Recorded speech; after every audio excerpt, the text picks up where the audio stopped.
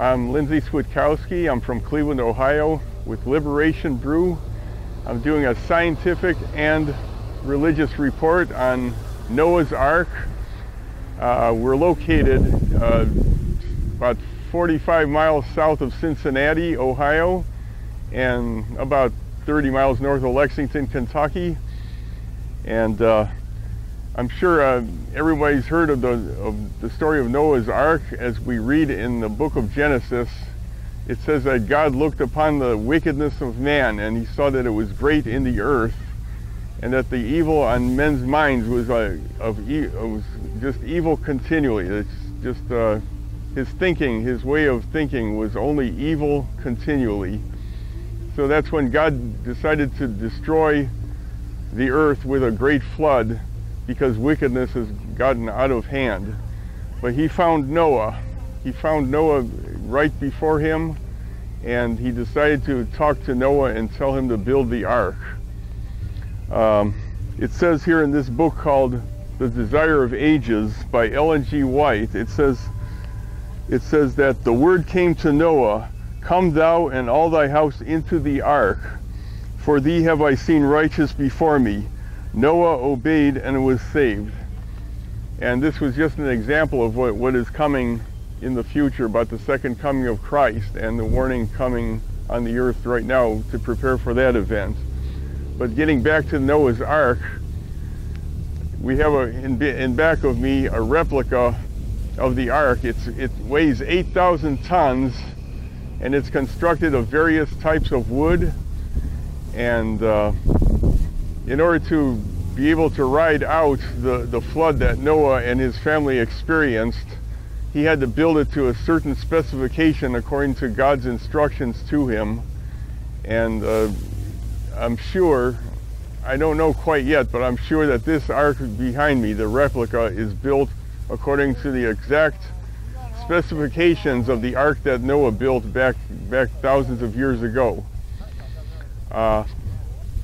The weather right now is cloudy. We're expecting showers and later on thunderstorms. But unfortunately, we're not having any real action right now. That would make the scene more dramatic. But getting to the scientific part of it, there have been archaeologists who have been digging in the earth and examining different strata of rock and of fossil records. And there are creationist archaeologists and there are evolutionist archaeologists. And the argument still continues to go on as to who's correct in the assumption of how things went geologically with the earth. The creationists are saying that the strata of the earth and the fossil records point to proof and evidence that there was a worldwide flood, and that strata piled on top of strata proves, or at least is evidence, that there has been a violent occasion of great waters flooding the earth with such violence as they would just throw everything into chaos and then later just settle it in certain layer patterns in the earth. Meanwhile, the evolutionists or evolutionaries claim that their evolutionary theory is right because certain things and patterns looked the way they were because of evolution, and that there was really no flood. Or they might say that there was a flood, but that creation was brought about by evolution over millions and eons of years of time, and not in 6 literal days like it says in the book of Genesis in the Bible. But we read that in Genesis that God created the earth in 6 days, and then on the 7th day he blessed the 7th day, which is the Sabbath.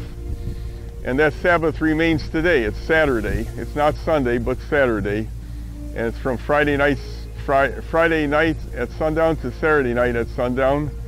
And the Bible still holds that to be true. So it pays to read the book of Genesis and the whole Bible, and also study scientific records to come to one's own conclusion of whether it's right or wrong, or it's true. But right now we're still having this great controversy of what is correct, what it isn't correct. The creation theory or the evolutionary theory? Which one is right? Well, everyone has their own way of coming to a conclusion, so we just have to study things out and study all the evidence, look at all the proofs that there are, look at the falsehoods, look at the truths, and come to a conclusion as to who is right, and hopefully the Bible is correct. Anyway, this is Lindsay Swiatkowski signing out on behalf of Liberation Brew of Cleveland, Ohio, Parma, Ohio, and signing off also for Bible-believing Christians and Seventh-day Adventists. Thank you.